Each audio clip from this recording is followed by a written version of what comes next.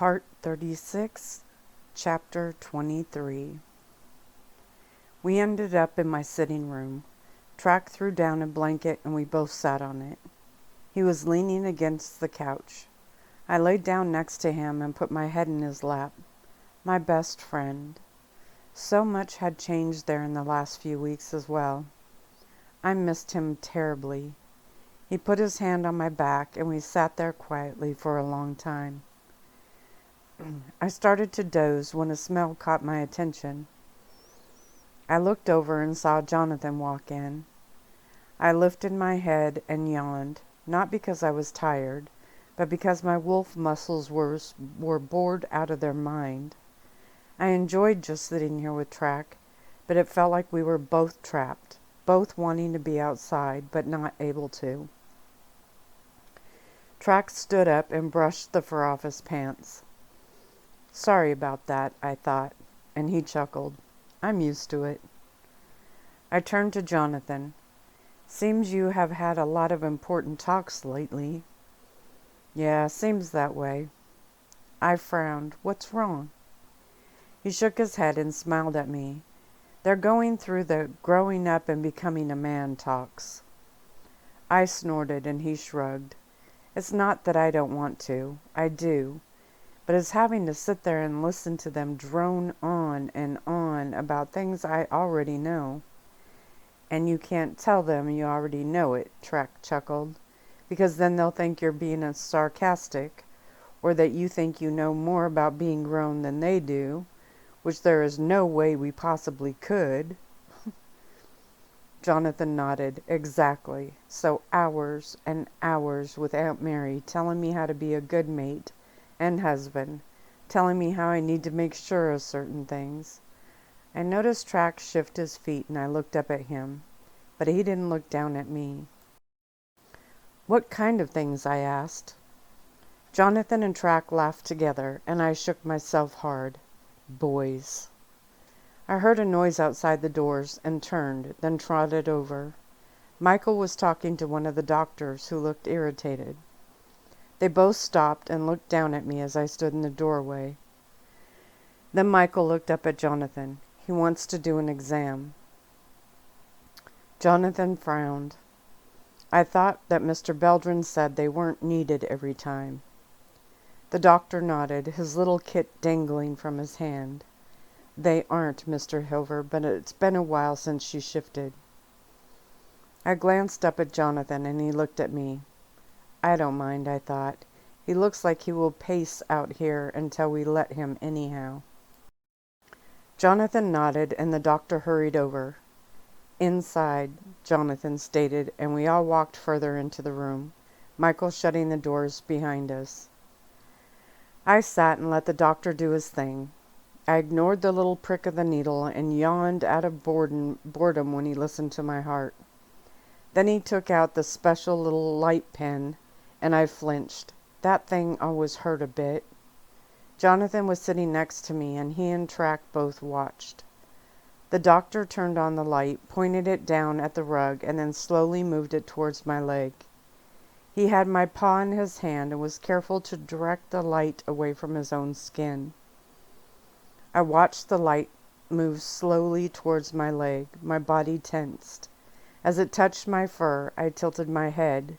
Then I let out a yelp and jumped back. The doctor's eyes narrowed and he moved forward again. I scurried backwards, away from him. When he tried to crawl towards me, Track put his hand out. "You are sadistic, aren't you?" he growled.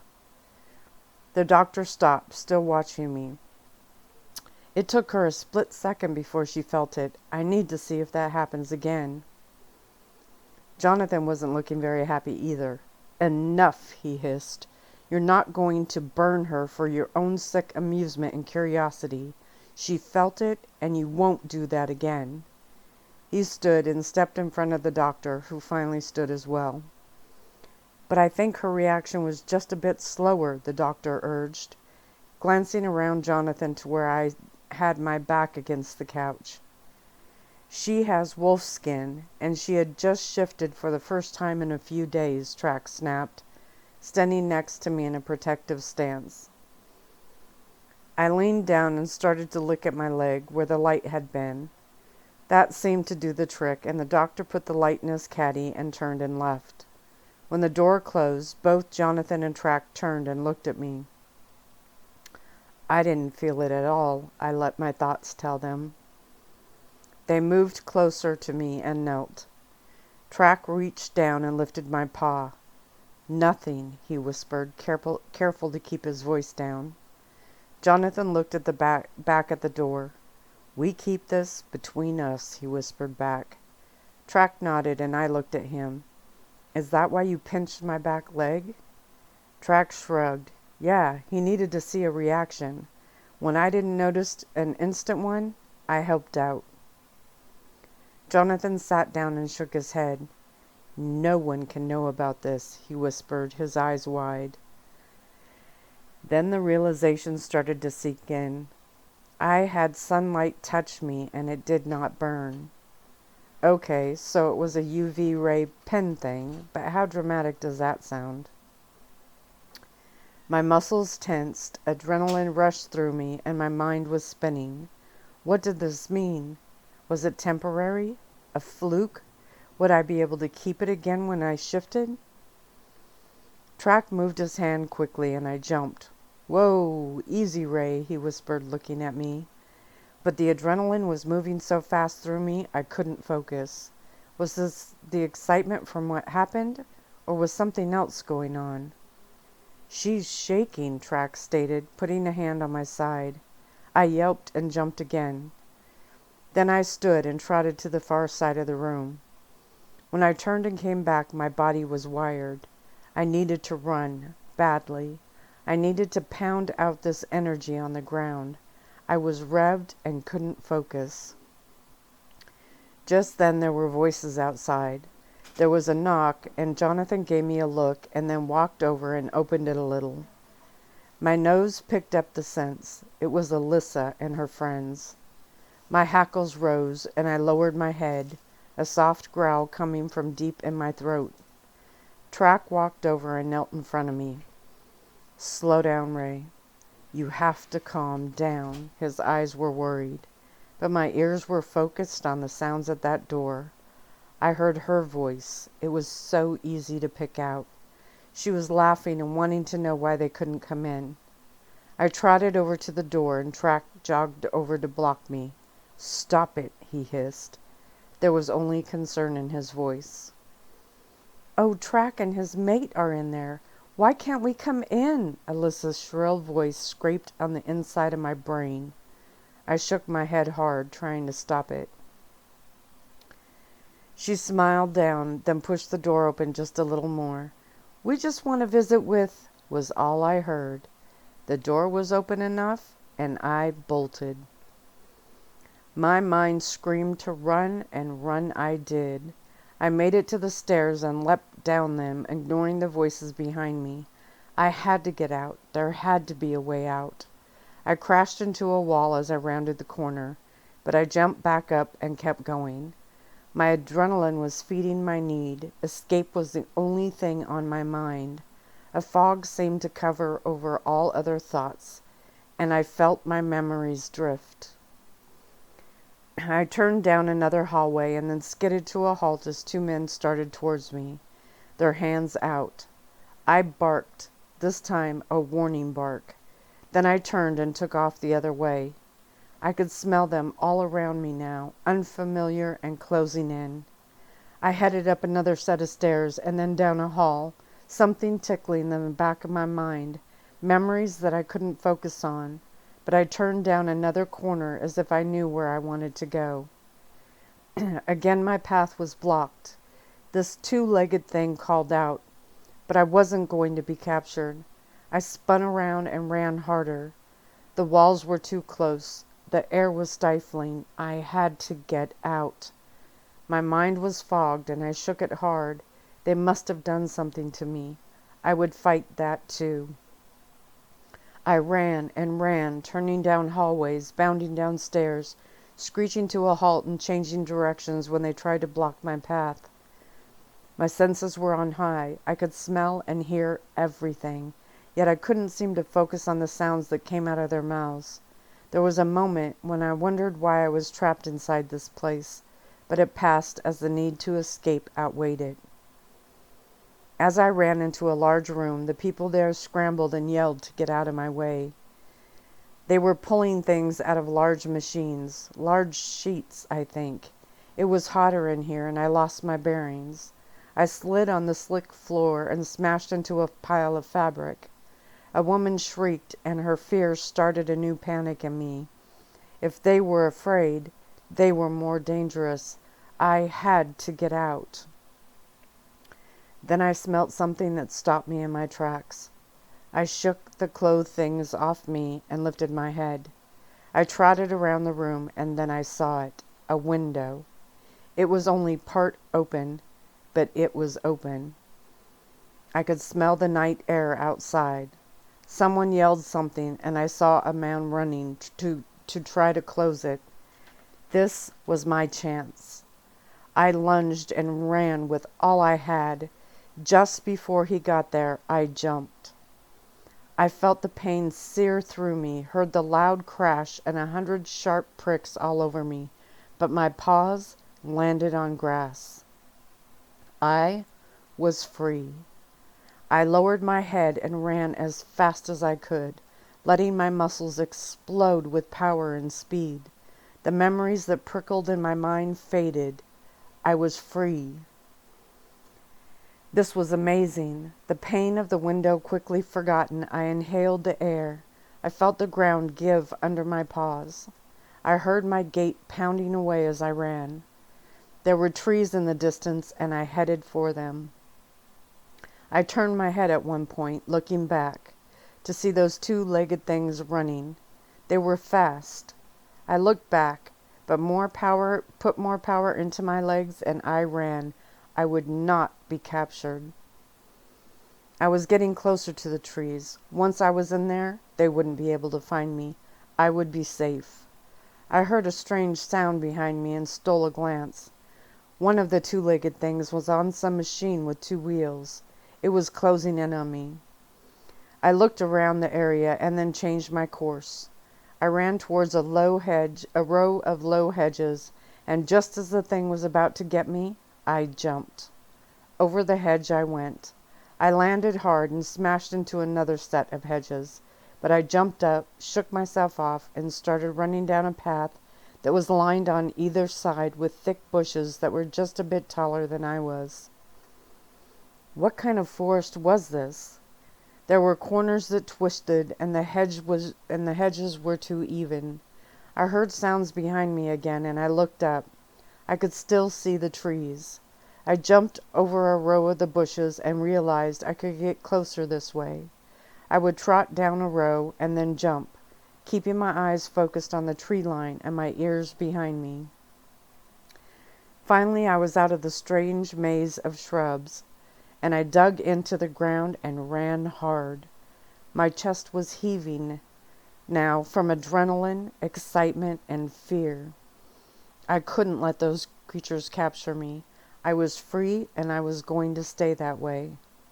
Just then the thing on the machine rode up next to me. I growled at it, and it was leaning over yelling something. The sounds it made were strange to me. Then a thought came to me, and I skidded to a stop, my lungs tightening as I caught my breath. The two-legged thing stopped too. It was watching me, its eyes locked onto mine. I stood, watching it also, careful not to move at all. Then the machine went quiet, and the creature lifted its leg and climbed off. That's what I was waiting for. I lunged and ran as fast as I could. It yelled at me, and I heard the machine start up again, but this time I was in the lead. The trees were looming in front of me now. I was close. But that machine was fast, and it caught up to me. This time I didn't stop. I just ran as fast as I could. It moved up next to me, and I turned. The creature was leaning over, and I realized it was going to throw itself at me. I turned directly in front of the machine it rode on. The thing swerved, and I yelped as the front tire clipped my back leg. I felt the pain shoot through it, but I righted myself and ran. My leg hurt, but it wasn't broken. The smell of the trees and the forest filled me and gave me more speed. That's where I needed to be. The creature was coming up behind me, and I turned again, cutting it off. This time it missed me, but I quickly realized this was the only way to slow it down. Each time it got too close, I would zigzag in front of it, making it have to slow to avoid hitting me. Finally, I reached the trees and ran into them, letting them swallow me up. The machine stopped. The creature was yelling now, and I heard it running on foot. I snorted a laugh. It couldn't best me here. This was my home. It's where I belonged. I ran until my chest hurt, darted between trees, jumped over random low bushes, and even backtracked just a little in case they could smell me. I had to slow down now, as the forest became thicker and the darkness was enough to make my wolf eyes have to focus more to see.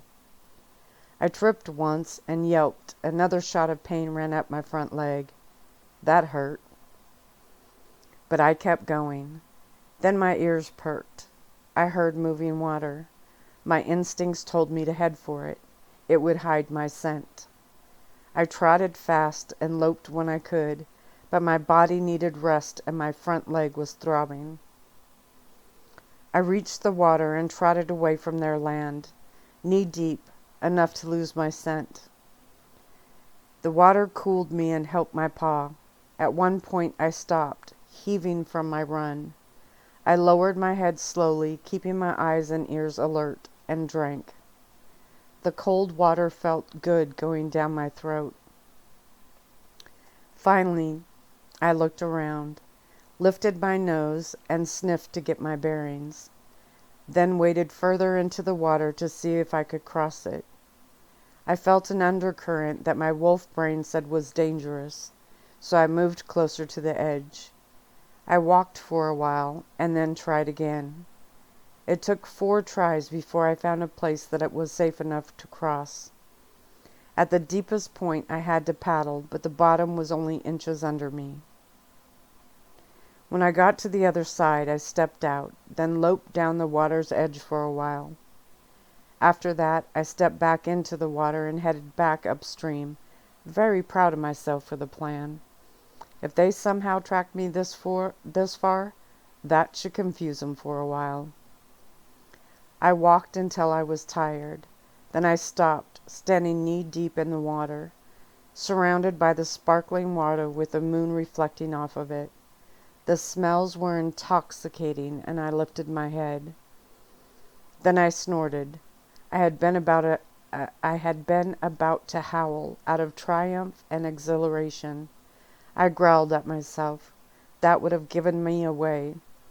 I continued to walk up the water, staying in deep enough to cover my smell. As I slowed, I let the sounds fill my ears. At one point, I stopped completely, my ears twitching. I sniffed, and my stomach told me that there was food close by. I stepped out of the water, now spurred by my growing hunger. I lowered my nose and followed the smell. A rabbit jumped out of a bush and scurried off. I tried to chase it, but it was fast and disappeared into the brush that was too thick for me to follow. I shook myself hard, water flying everywhere. Then I leaned down and sniffed my front paw. It was swollen, but didn't hurt much now. There was no blood. Something told me that was good. I lifted my head and looked around. Then I chose a direction, still moving away from the 2-legged creatures, and trotted off. Finally, the hunger subsided and my body ached. I was tired. I pushed myself to walk longer, and finally knew I needed to find a hiding place to sleep. I began sniffing around, looking for a place to rest. I thought I found one, but a very angry creature came out, hissing. As claws sliced across my nose, I yelped and ran the other way. When I was nearly ready to stop and lay down where I was, I tilted my head. Something smelled almost familiar. I lifted my head and tested the air, then turned and trotted towards it. I didn't know why I knew the smell, but it excited me in a good way. The scent got stronger and I hurried, ignoring my body's cry for rest. When the trail ended, I was at the opening of a small cave. I stepped very slowly into it. The smells swam in my mind, but I couldn't place them. I felt comfort, relief, and happiness. I moved further in and found a dip in the ground covered in pine needles and dried grass. I lowered my nose and sniffed at it. Again, memories and thoughts tickled in my mind, but I couldn't make any sense of them. I put a paw on the nest and then another. My body seemed to relax more. Then I walked in a few circles, laid down, and fell into a deep, exhausted sleep. I dreamt, but it was in a strange way. It was filled with smells and sounds, feelings and textures. I liked dreaming this way. When I finally started to wake, the dreams drifted and the smells around me replaced them. I opened my eyes and then my head. It was still dark in here, and I could tell it was the same outside.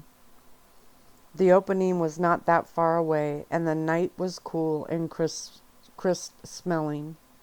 As soon as I was fully awake, my stomach growled at me. I yawned and then sat up. I was hungry. When I stood and stretched, I lifted my nose and tried to find the scent of food, but the smells here were too strong. I walked towards the entrance, my paw no longer hurting. The night air filled my lungs, and I had to fight the urge to howl with joy. My mind remembered that I was being hunted, and I took a few minutes to sniff for signs of them. When I found none, I stepped out carefully. I heard a snapping sound to my right, and I went still, letting only my ears track the sound. I inhaled and turned towards the scent. This time I moved slowly, letting my wolf instincts take me closer to the food. Another snapping sound, and I froze and tested the air again. It was a rabbit. I remembered the smell from earlier. My stomach tightened and I crept forward, careful not to step on anything that might let it know I was coming. The need to feed was growing greater, and I had to force myself to think. Just as I was close enough to see its hiding place, I heard another sound. This one stopped me cold. My ears twitched and my muscles tensed. I turned my head a little and sniffed. Something was out there, and it wasn't food. I lowered my body and let my senses try to locate and identify it. It was quiet and made no sound, but I could smell it. My mind tried to recall it. Something said I had smelt it before, but I couldn't place it. Panic rose up in me. I had escaped. I would not go back. My eyes moved around the area, and I took a few steps, staying low. The smell was coming from my left side. The cave was on my right. Normally, running would have seemed the logical thing to do, but the pull of the scents in there drew me. Protection, it said to my mind. Safety and a place to stand my ground if needed. I hurried back to it, slipping inside. I turned then, shrinking back into the darkness, just enough not to be seen, but where I could lay ready to spring when needed. Finally, I heard a sound. It was in my mind, and I shook my head to try to get rid of it. I pawed at my ear as the annoying buzzing continued. Then the smell came closer, and I froze, hunched and ready to attack.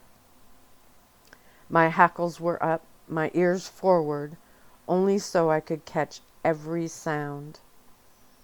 Then I heard a bark, and my ears pitched forward. What attacker would announce itself so loudly? I didn't move. My eyes were glued to that opening. There was another bark, closer this time, and my hind end quivered. I was ready for it. Suddenly, the air was filled with a howl that rumbled through me. For a reason I didn't understand, I threw back my head and replied. I snapped at myself afterwards, anger coursing through me. What was I doing? Now it knew I was in here. Then I saw it. Its dark form moved in front of the entrance and then stopped. I saw its eyes glow a bit from the moonlight that made its way through the trees. My lips curled back, my front legs spread, and I lowered my head a little, keeping my eyes on it. I growled a deep, threatening growl that told it to leave now. Instead, it sat right there and looked at me. This confused me, and I barked hard and deep again. Still, it just sat there, watching me. I barked louder, slamming my front paws on the ground to let it know I meant business. Again, nothing. Then I heard another howl, just outside, but it didn't come from the form at the door of my cave. I felt a pull inside of me that I didn't understand, and I let my eyes move past the one there. I saw shadows moving, and then another howl. Something stirred inside of me again, deep and buried as if it were trying to tell me something. I snorted and shook my head, keeping my lips back and my eyes tight. That buzzing started in my mind again, and I growled louder, trying to drown it out. Finally it stopped. But the one form was now two. One was the darker one, and the other was lighter in color and slightly larger. The lighter one was standing, looking at me. I barked several times, pounding the earth to tell it to go away. Then another joined them, and another. Panic was racing through me now, fear and anger crashing into each other. 5 creatures now blocked my way out. I barked again, not understanding why they wouldn't either attack or just leave. My eyes scanned them. One was bigger than the rest, lighter than the others too. But the first light-colored one took a step forward. I crouched my front end down, growling and shaking. It took another step, and the buzzing in my ears got louder. I barked again and again, smashing the ground in front of me to show them I meant business. When it took one more step, now inside my sanctuary, I lunged towards it. My claws and teeth were bared, and I was determined to fight. But before I could even land, the others behind it leapt up and hit me in the air. I was thrown backwards and landed hard on the dirt. My teeth lashed out, my claws swiped at whatever I could. I bit and clawed through the massive things until I was finally pinned on the ground, face down. My chest heaved with rage, fear, and adrenaline. One had the back of my neck in his teeth. They sank deep enough that it hurt, and I couldn't move. Something heavy was actually across my back and held me to the ground. I curled my lip and growled, then yelped as the teeth sank in a bit deeper. Fine.